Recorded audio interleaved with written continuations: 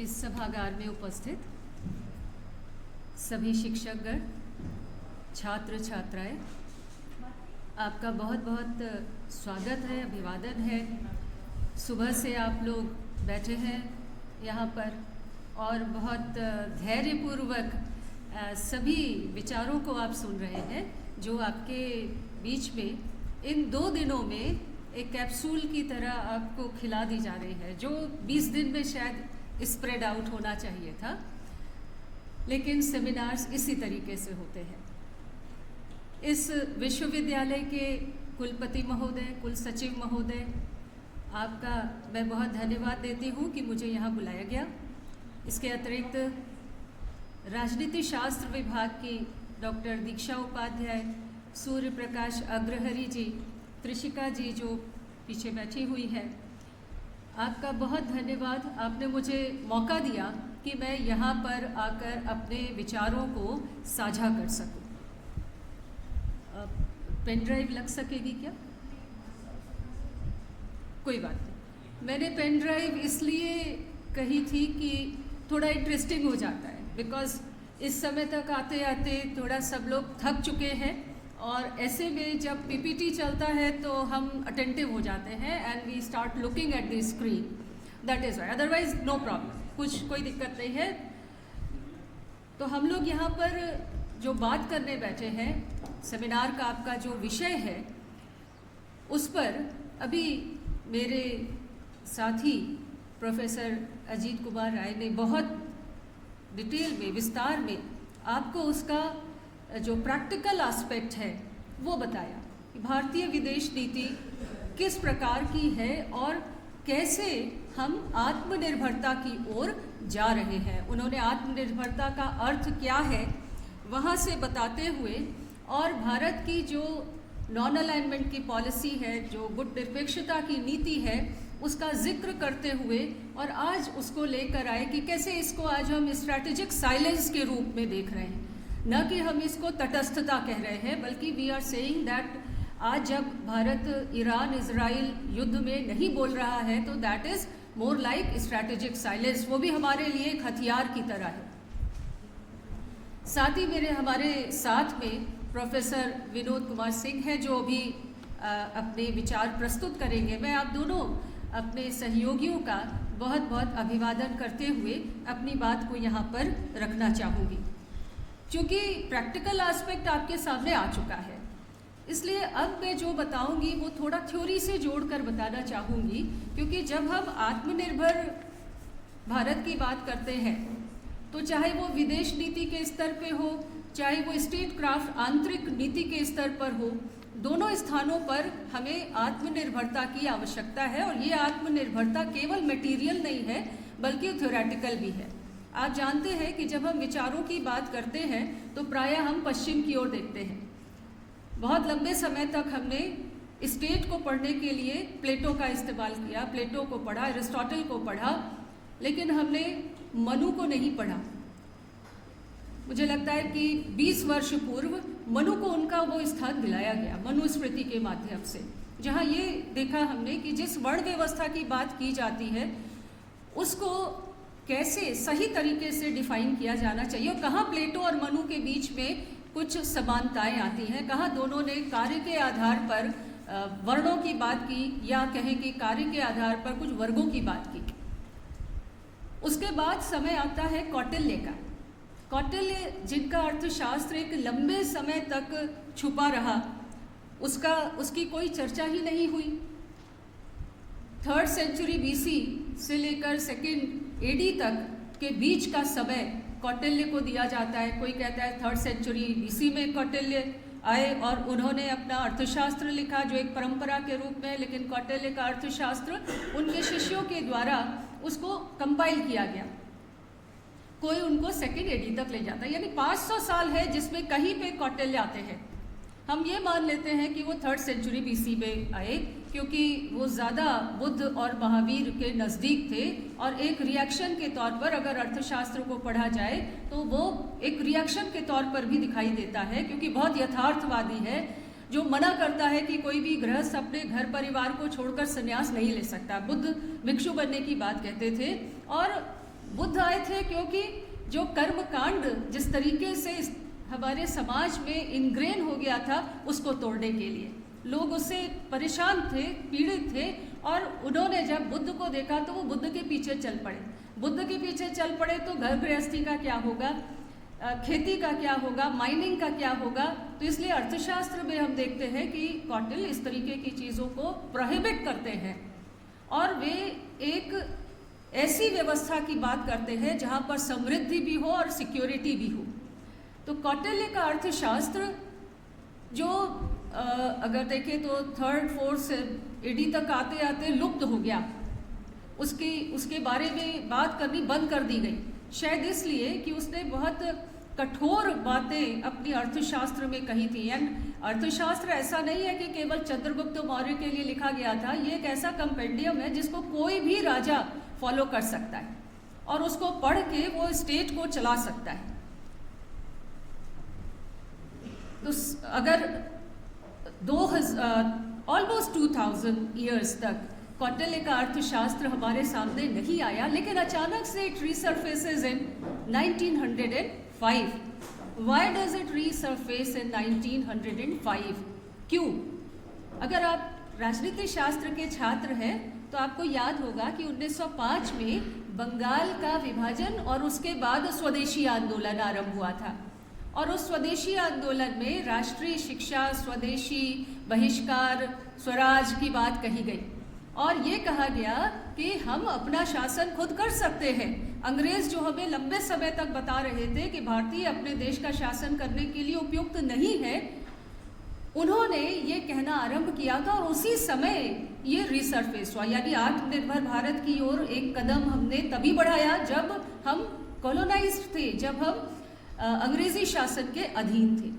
1905 में तंजावुर में एक ब्राह्मण को ये जो लिपि एक किताब थी वो प्राप्त हुई और उसको लेकर वो आर श्यामा शास्त्री जो मैसूर में लाइब्रेरियन थे उनके पास गए। उन्होंने इसका ट्रांसलेशन किया और 1909 में ये ट्रांसलेट होकर हमारे सामने आती है। लेकिन अभी भी हम इसको स्वीकार नहीं कर पा रहे थे। क्यों? क्योंकि हम किस देश के थे? हम बुद्ध के देश के थे, जहाँ पर हिंसा को प्रोहिबिट किया गया था, जहाँ पर simple living and high thinking की बात कही गई थी। ऐसे में इसको स्वीकार कर पाना कि कोई ऐसा भी कंपेंडियम हमारे सामने है जिसमें कहा गया है कि अगर पड़ोसी के घर में आग लग जाए और ये मालूम पड़ जाए कि उस आग की वजह आप है, तो उस व्यक्ति को उसी आग में झोंक देना चाहिए। ऐसा तो भारत में कभी हुआ ही नहीं, और वो अर्थशास्त्र इस बात को कहता है अगर आप पड़ोसी के घर की आग को बुझाने नहीं जाते तो भी आपको सजा मिलेगी। तो ऐसी यथार्थवादी पुस्तक हमारे लिए अनएक्सेप्टेबल रही, अपाच्य हो गई। उसको माना किन्होंने? जो वेस्टर्न इंडोलॉजिस्ट थे, उन्होंने इसको स्वीकार किया, उन्होंने इसको पढ़ा, उस पर उन्होंने ज़्यादा काम किया। हमने तो उसको काफ़ी कुछ अस्वीकार करने की स्थिति में हम थे कि हम ऐसा देश हो ही नहीं सकते, हम तो आदर्शवाद की बात कर रहे थे, हम बुद्ध की बात कर रहे थे। फिर आगे बढ़िए, 1947 में आज़ादी मिलती है और उसके बाद हमारा संविधान और हमारी विदेश नीति का निर्माण आरंभ होता है। हम सभी जानते हैं कि हमारी विदेश नीति के प्रथम निर्माता पंडित जवाहरलाल नेहरू थे, और अगर आप उनको जांचें तो वहीं से हम देखते हैं कि जो इवोल्यूशन था हमारी विदेश नीति का वो शुरू हो जाता है। आत्मनिर्भर भारत, फिर उसके बाद आपको याद होगा कि स्वतंत्रता के पहले भी एशिया अफ्रीका की यूनिटी की बात नेहरू करते थे। एशिया अफ्रीका जब उनका रिसर्जेंस हो रहा था उस समय भी वे यूनिटी की बात करते थे, उनकी समृद्धि की बात करते थे, उनकी एकता की बात करते थे, सिक्योरिटी की बात करते थे। समृद्धि और सिक्योरिटी अर्थशास्त्र के ये दो की वर्ड्स हैं, प्रॉस्पेरिटी एंड सिक्योरिटी। स्टेट को कैसा होना चाहिए? Prosper and securitization. ये राज्य का, दंड का, राजा का कर्तव्य, और जो राजा ये काम करता है वही चलेगा आगे, वही काम करेगा, वरना रिजेक्ट कर दिया जाएगा, जनता उसको अस्वीकार कर देगी। तो राजा को अपने सर्वाइवल के लिए भी क्या चाहिए? ये दोनों काम करने ज़रूरी है। अर्थ, धर्म, काम, मोक्ष की ओर जनता को लेकर जाना। प्रजा की संतुष्टि के लिए, उसकी हैप्पीनेस के लिए काम करना, ना कि अपनी हैप्पीनेस के लिए। तो जो 1905 में आत्मनिर्भर भारत, हम नाम तो नहीं दिया था उस समय, कई बार हम नाम नहीं देते हैं लेकिन जो कैरेक्टरिस्टिक्स है वो वैसी दिखाई देती है। तो 1905 में जहां हमने आत्मनिर्भरता की ओर एक कदम बढ़ाया था कि हमारे पास एक टेक्स्ट है जिसके आधार पर हम पहले शासन कर चुके हैं और आज भी हम करना चाहें तो कर सकते हैं। 1950 में हमने अपनी विदेश नीति का निर्माण किया और अब हम देखते हैं कि कैसे हमारी उस विदेश नीति में हम आत्मनिर्भरता के पुट को देख सकते हैं। क्या थे हमारी विदेश नीति में आत्मनिर्भरता के पुट? जैसा अभी सर भी कह रहे थे कि जो तटस्थता, या तटस्थता कहना गलत होगा, नॉन अलाइनमेंट, गुट निरपेक्षता का जो हमने फ्रेमवर्क अपनाया, वो बहुत कुछ कौटिल्य ने जो एक थ्योरेटिकल फ्रेमवर्क दिया था राज्य के लिए, उसके अंदर फिट बैठता था। कौटिल्य के आपको विचार याद होंगे, जो प्रमुख विचार उनके थे उसमें मंडल थ्योरी आप सबको पता है, एंड यू ऑल नो कि जो विक्टर स्टेट है उसका जो पड़ोसी है, फिर उसके बाद उसका पड़ोसी, और इस तरीके से एक लंबा वो सीक्वेंस बताते हैं, शत्रु मित्र, शत्रु का शत्रु जो है वो मित्र हो जाता है, इस तरीके से लंबी बात वो कहते हैं। मंडल थ्योरी को याद रखना ज़रूरी है क्योंकि हमें भारत की विदेश नीति को कहीं इन्हीं में हम फिट होता हुआ पाते हैं, और क्यों पाते हैं वो भी आपसे अभी चर्चा करेंगे। फिर उन्होंने 4 उपाय बताए, वो 4 उपाय भी आपको याद होंगे, साम दाम दंड भेद, और हम सबको याद है। कैसे याद है? हमारे जो पॉलिटिशियंस हैं, पॉलिसी मेकर्स हैं, उन्हें भी याद है। Then strategic autonomy, primacy of state interest, राज्य का हित। अंतर्राष्ट्रीय राजनीति कहती है कि किसी भी राष्ट्र के लिए उसका अपना हित सबसे महत्वपूर्ण है, वो प्राइमरी इंटरेस्ट उसका उसकी अपनी सिक्योरिटी है, सेकेंडरी इंटरेस्ट उसका अपना डोमिनेंस का एक्सपेंशन है या उसका इकोनॉमिक प्रोस्पेरिटी है, बट बेसिक उसकी जो प्राइमरी सिक्योरिटी है, प्राइमरी इंटरेस्ट है वो security. Then integration of economic and moral instruments. Of course Kautilya जब बात करते हैं तो यथार्थवादी हैं, तो इसलिए वो पहले अर्थ को रखते हैं और फिर मोरालिटी को रखते हैं। आप अगर देखें तो भारत में शायद हम सभी जब बड़े हो रहे थे तो हमने पंचतंत्र की कहानियाँ सबने पढ़ी हैं, और शायद आपको ये भी पता होगा कि पंचतंत्र की जो कहानियाँ हैं उसको विष्णुदत्त शर्मा ने लिखा। क्यों लिखा ये भी शायद आपको पता होगा कि एक राजा थे जिनके बच्चे थे, जो प्रिंस थे, वो पढ़ते नहीं थे। अब उनको कैसे पढ़ाया जाए, क्योंकि उन्हें ही आगे जाकर राज्य करना है, सक्सेसर बनना है। तो राजा ने अपने जब राजपुरोहित को बताया तो उन्होंने एक ये विचार किया कि इन बच्चों जो शैतान है, खेलते हैं, जो बच्चों की प्रवृत्ति होती है, तो उन्होंने अर्थशास्त्र के अंदर जो बातें कही गई उन्हीं को पंचतंत्र की कहानियों के माध्यम से लिखने का प्रयास किया। आप देखें पंचतंत्र में जानवरों के एनिमल्स के माध्यम से कुछ पाठ पढ़ाए गए हैं, और ये सारे पाठ किस ओर ले जाते हैं? ये शासन, स्टेट क्राफ्ट की बात कहते हैं। और ये पंचतंत्र की कहानियाँ उन्होंने ही नहीं पढ़ी, हमने भी पढ़ी, आपने भी पढ़ी, और आगे भी लोग पढ़ रहे हैं।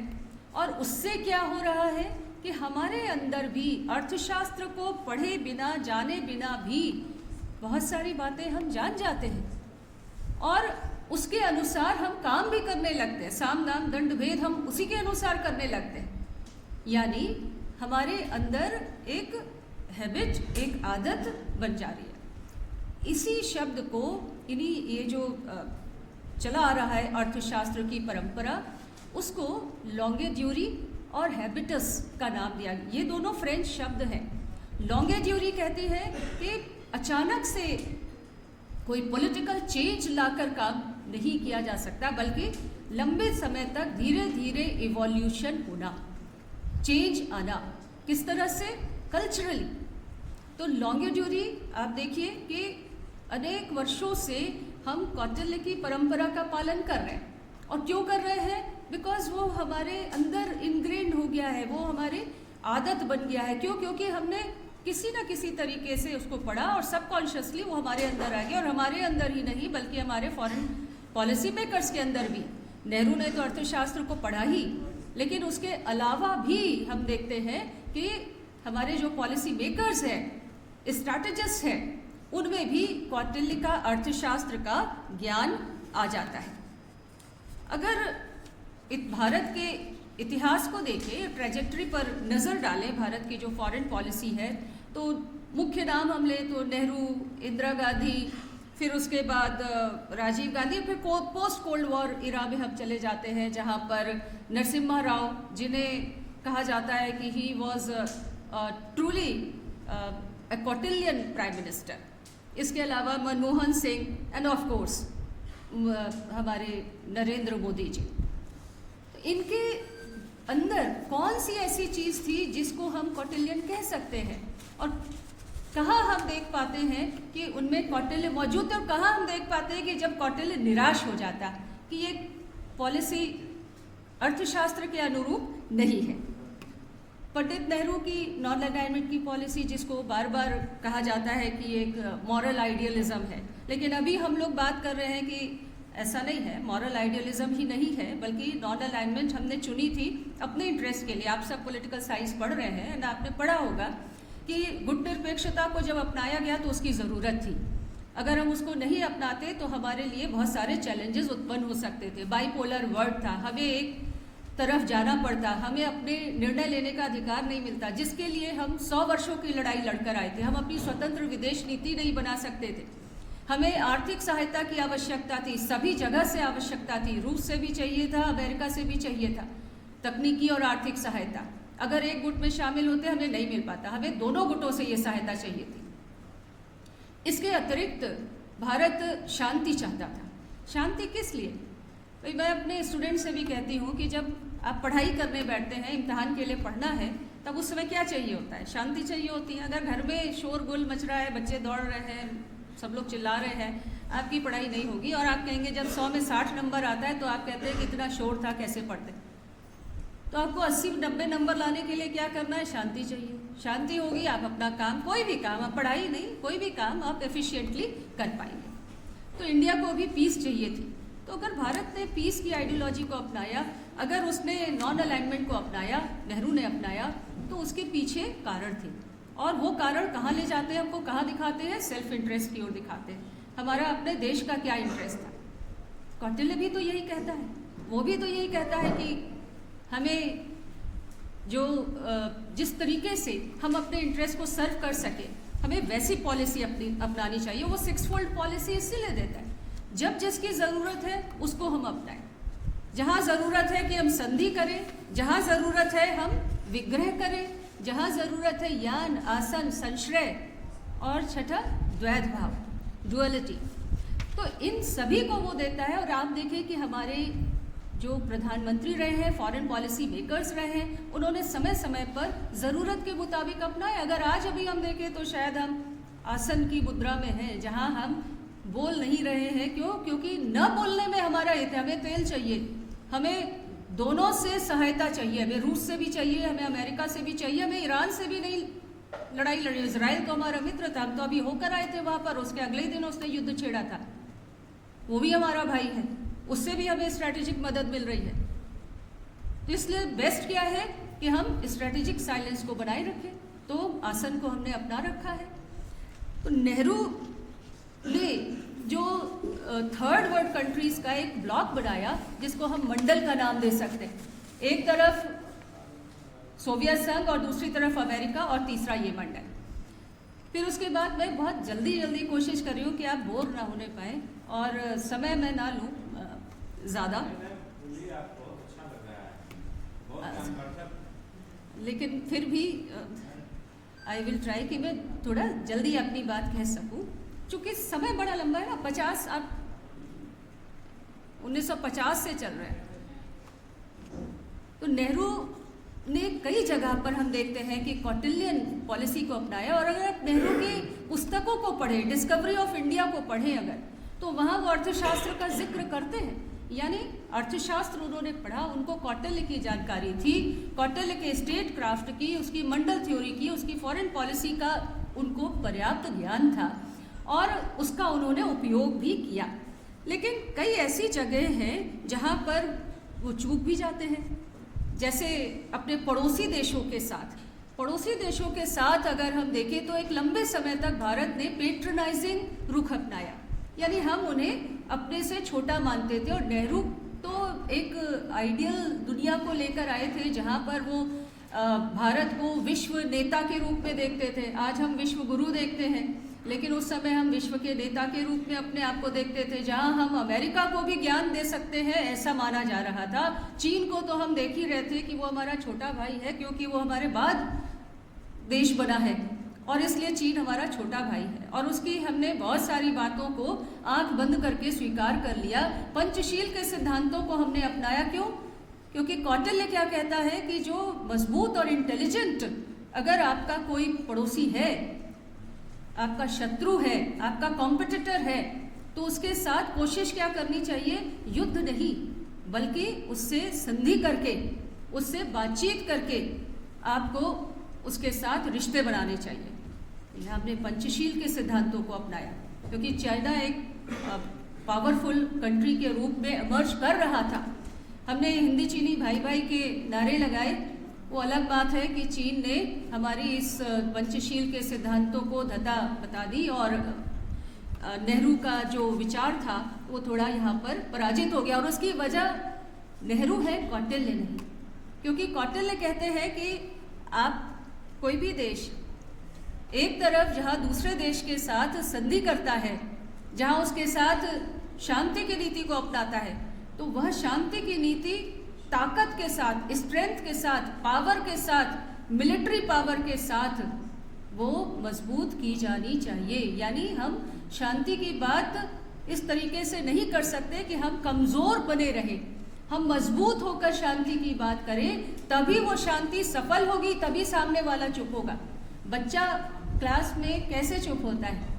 जब वो टीचर को देखता है कि वो पावरफुल है, वरना सिर्फ बोलने से बच्चे चुप नहीं होते।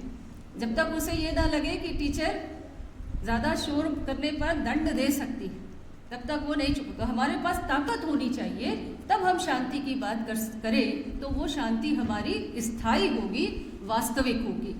तो इसलिए कौटिल्य को कहीं कहीं पर नेहरू ने स्वीकार नहीं किया, नहीं उसको वो लाए अपनी नीति में, और वहाँ वो पराजित भी हुए। जैसे नेहरू ने पूरे साउथ एशिया को अपना एरिना माना हुआ था, जो फिर से एक बार अपने मंडल का अति विस्तारीकरण उन्होंने कर दिया था। और उन्होंने जो पड़ोसी देशों के साथ नीति अपनाई, या उन्होंने सिक्किम के साथ जो नीति अपनाई, अगर आप उसको देखें तो वो भी एक हार थी। कौटिल्य के रूप में अगर वो होते तो वो सिक्किम का इंटीग्रेशन करते भारत के साथ, न कि उसको एज इट इज छोड़ देते। अब अगर हम आगे जाए, यानी हमने ये देखा कि नेहरू कहीं कौटिल्य थे, लेकिन कहीं कहीं कौटिल्य नहीं भी थे। यानी कौटिल्य वॉज अलाइव, उनकी जो परंपरा थी वो चली आ रही है। हम आत्मनिर्भर भारत की बात कह रहे हैं, हम मैकियावेली को नहीं फॉलो कर रहे हैं, न ही हमें करना चाहिए, क्योंकि मैकियावेली तो कौटिल्य के बहुत वर्षों के बाद आया। जो कहता है कि कौटिल्य इज इंडियन मैकियावेली, तो ही इज रॉन्ग। हमें क्या कहना चाहिए कि मैकियावेली इज वेस्टर्न कौटिल्य, ये कहना चाहिए। पर हम नहीं कहते, क्यों? क्योंकि हमें पढ़ाया इतना गया है। प्लेटो पढ़ो, एरिस्टोटल पढ़ो, मनु नहीं पढ़ो। राज्य के उत्पत्ति की जो नीतियां दी हैं वो हम प्लेटो की पढ़ते हैं, वो हम हॉब्स लॉक रूसो को पढ़ते हैं, सोशल कॉन्ट्रैक्ट को पढ़ते हैं। लेकिन हम अपने यहाँ मनु और कौटिल्य और भी ऐसे हमारे जो थिंकर्स हैं उनको हम नहीं पढ़ते। हमारे अर्थशास्त्र, धर्मशास्त्र की पूरी परंपराएं हैं, उनको हम नहीं पढ़ते। अगर हमें आत्मनिर्भर बनना है तो केवल सामान से नहीं, मटीरियलिस्टिकली नहीं, बल्कि थ्योरेटिकली भी बनना है। तो वहाँ जो परंपरा हम ला रहे हैं, आगे ला रहे हैं, कौटिल्य की परंपरा, वो आगे पुष्ट होती जा रही है, ये अभी आप देखेंगे। तो नेहरू के बाद आती है इंदिरा गांधी, बीच में हम छोड़ देते हैं, छोटा जो पीरियड है। Indira Gandhi was more Kautilyan, she was more realistic. आप भी जानते हैं कि किस तरीके से उन्होंने चीज़ों को प्ले किया जिससे कौटिल्य खुश होता। 71 का वॉर आप सबको मालूम है, ईस्ट पाकिस्तान, इंटरवेंशन इंडिया का, और उसके पहले क्या कर लिया गया, रशिया के साथ हम नॉन अलाइनमेंट में बिलीव करते थे, still we had our treaty with Russia, और उस ट्रीटी के साथ हम ईस्ट पाकिस्तान में इंटरवीन करते। वहाँ पर भी हमने क्या किया, हमने वहाँ पर जो शेख मुजीबुर रहमान की पार्टी थी उसको हमने सपोर्ट किया, आज़ादी हुई और हम वहाँ से विड्रॉ कर गए। हमने ये कोशिश की कि हम एक ऐसा एग्जाम्पल सेट करें जिससे कश्मीर में किसी को इंटरवीन करने का मौका ना मिले, क्योंकि अगर हम वहाँ इंटरवीन करते, वहाँ रुक जाते, तो यहाँ कश्मीर में intervention was very much possible. Indira Gandhi ने सिक्किम को भारत के साथ मिला लिया, which was very Kautilyan. Then Indira Gandhi ने 1974 में इंडिया का न्यूक्लियराइजेशन शुरू किया। पहला जो टेस्ट हुआ that was also very much Kautilyan, because अभी तक हम आत्मनिर्भरता की अगर बात करें तो स्ट्रैटेजिकली और इकोनॉमिकली भी अब हम आत्मनिर्भरता की ओर जा रहे थे। हमने ग्रीन रेवोल्यूशन, वाइट रेवोल्यूशन, और अब हमने न्यूक्लियर पावर को भी प्राप्त करने की कोशिश की। लेकिन 71 के वॉर के बाद जो शिमला समझौता हुआ, वह हमने फिर ताशकंद समझौते की तरह हमने शिमला समझौते में भी हमारा जो अपर हैंड था उसको हमने पूरी तरीके से इस्तेमाल नहीं किया। हमने POWs को छोड़ दिया, यानी एक बार फिर कहीं पर थोड़ा हम कमज़ोर पड़ गए। Indira Gandhi was very Kautilyan, yet थोड़ा सा वो पीछे रह जाती हैं चीज़ों को करने में। और उसके बाद अगर आप आए तो कौटिल्य की फॉरेन की मंडल थ्योरी या स्टेट क्राफ्ट को अगर हम देखें इस्तेमाल होते हुए, तो Rajiv Gandhi was not that Kautilyan. Rajiv Gandhi अपनी माँ के साए में ज़्यादा रहे और अपनी इंडिपेंडेंट फॉरेन पॉलिसी जब तक वो शायद बनाते तब तक वो प्रधानमंत्री नहीं रहे। इस बीच में हमने देखा कि साम दाम के साथ भेद और दंड का भी इस्तेमाल इंदिरा गांधी के द्वारा किया गया। अभी जो बातें हम लोगों ने की उनमें आपने इस बात को देखा।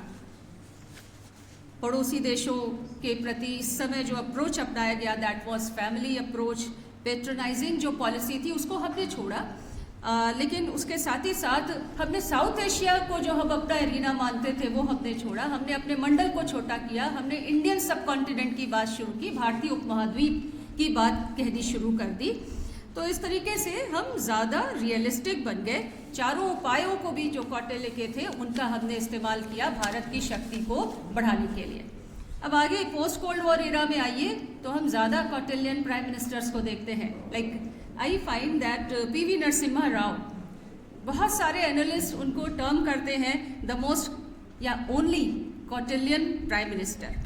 क्यों? क्योंकि ही वॉज द वन जिन्होंने ग्लोबलाइजेशन को शुरू किया, जिन्होंने LPG का जो प्रोग्राम था उसको शुरू किया।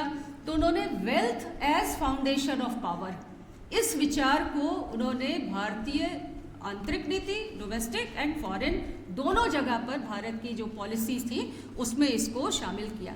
तो इस तरीके से जो कौटिल्य का विचार था मंडल नीति का, जो अर्थ को उन्होंने शक्ति का आधार बताया था उसको वो लेकर आए।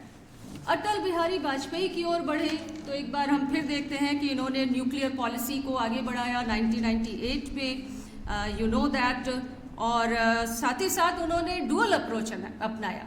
एक और भारत न्यूक्लियर हो रहा था तो दूसरी ओर ये भी कह रहा था कि हम पहले बार यूज़ नहीं करेंगे, no first use of nuclear weapon की भी वो बात कर रहा था, वो नॉन प्रोलिफरेशन की भी बात कर रहा था।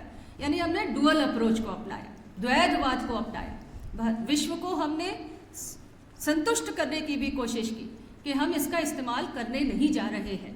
तो द्वैध भाव का इस्तेमाल इस समय हम होता हुआ देखते हैं।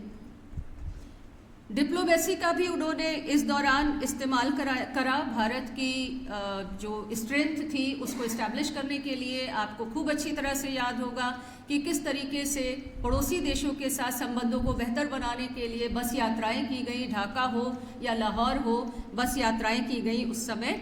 तो it was a mix of दंड एंड दान, इन दोनों का जो एक मिक्स था वो लाया गया। और एक बहुत इम्पॉर्टेंट बात मैं बताऊं कि अभी तक जो गुजराल डॉक्ट्रिन चल रही थी पड़ोसी देशों के प्रति, गुजराल डॉक्ट्रिन तो आपको याद होगी कि भारत पड़ोसी देशों से कुछ नहीं चाहता है, वो पड़ोसी देशों के लिए करेगा बट नो रेसिप्रोसिटी, वो उनसे कुछ चाहता नहीं है। ये पॉलिसी हमारे पड़ोसी देशों के लिए अच्छी साबित हो नहीं रही थी, क्योंकि इसमें पाकिस्तान को तकलीफ हो रही थी, क्योंकि पाकिस्तान को ये लग रहा था कि इस तरीके से भारत उसको आउट कर रहा है। तो नतीजा क्या था, गुजराल डॉक्ट्रिन को छोड़ दिया गया और उसकी जगह फिर से एक बार हमने नेबरहुड पॉलिसी को अपनाया, जहां पर आप भी हमारे लिए करिए, हम भी आपके लिए करें। पड़ोसी तो ऐसे ही होते हैं कि आप हमारी पीठ खुजा दीजिए, हम आपकी पीठ खुजा दें। इस प्रकार की जो नीति थी उसको अपनाया गया। फिर मनमोहन सिंह जिन्होंने सिविल न्यूक्लियर डील को किया, जो which was again major change in India's foreign policy. Then we come to Modi ji. Modi ji के बारे में सब लोग ने बहुत बात की है, अभी सर ने भी बहुत बात बताई है, तो मुझे बहुत ज़्यादा नहीं कहना है। केवल ये कहना है कि मोदी ने, प्रधानमंत्री मोदी जी ने कौटिल्य को ऑपरेशनलाइज किया, और उनकी फॉरेन पॉलिसी में देखें या उनके इरा में अगर हम देखें तो देयर इज एक्सप्लिसिट कौटिल्यन रेजोनेंस। ये हम सब महसूस करते हैं, ज़्यादा आवाज़ सुनाई दे रही है कौटिल्य की, चाहे वो न्यूक्लियर डॉक्ट्रिन हमारी हो, नेबरहुड फर्स्ट पॉलिसी अब हमारी हो गई है, एक्ट ईस्ट पॉलिसी हमारी है। मोदी जी ने सार्क कंट्रीज़ को मजबूत बनाने के लिए अपने ओथ सेरेमनी में सभी सार्क कंट्रीज़ को बुलाया था। मैरीटाइम स्ट्रैटेजी को बेहतर बनाया है मोदी जी ने, सॉफ्ट पावर का इस्तेमाल किया है। और आज अगर हम बात करें तो उन्होंने जो स्ट्रैटेजिक साइलेंस की नीति को अपनाया है। आज भारत की लगभग सभी देशों के साथ अच्छी स्वस्थ दोस्ती है।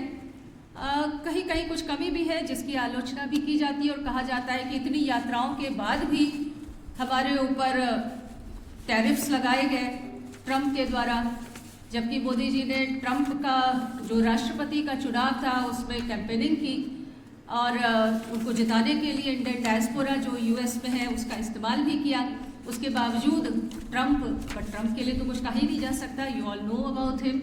आज वो कुछ कहते हैं, कल कुछ कहेंगे, आज कहेंगे 100%, कल कहेंगे 150%, फिर कहेंगे 50%, तो यू डोंट नो आप क्या करें उनका। तो मोदी जी आज जो हमारी फॉरेन पॉलिसी बना रहे हैं उसमें फिर हम देखते हैं कि कौटिल्यन जो टच है तो बहुत कुछ है, तो इट इज़ इवॉल्विंग और चैलेंजेस भी हैं। जैसा हम लोगों ने देखा, आज कौटिल्य का समय नहीं है, आज राजा नहीं है, आज शक्ति का ब्लैटेंट इस्तेमाल नहीं किया जा सकता है, आज one has to be responsible to the people. तो ऐसी स्थिति में कौटिल्य में के विचारों में बहुत परिवर्तन के साथ कंटेम्प्ररी क्या उसका हम इस्तेमाल कर सकते हैं, उसके साथ ही उसमें मॉडरेशन के साथ ही हम इंडिया की फॉरेन पॉलिसी या डोमेस्टिक पॉलिसी को बना सकते हैं। तो बस आखिर में ये कहूँगी कि मेरा एक प्रोजेक्ट था जो कौटिल्य के स्टेट क्राफ्ट और मंडल थ्योरी पे था, ICSSR स्पॉन्सर्ड, और इसको पुस्तक के रूप में भी निकाला है अभी 2024 में। अमेज़ॉन पे उपलब्ध है, अगर आप मेरे नाम से RACHNA रचना श्रीवास्तव के नाम से सर्च करेंगे विद राइटिंग विद कौटिल्य, आपको वो मिलेगी। बिकॉज इसमें और ज़्यादा काम करने की ज़रूरत है स्टूडेंट्स को, रिसर्च स्कॉलर्स को, जिससे हम अपनी थ्योरेटिकल बेस बना सके, भारत के अपने जो थ्योरेटिशियंस हैं उनको स्थापित कर सकें। धन्यवाद मुझे सुनने के लिए।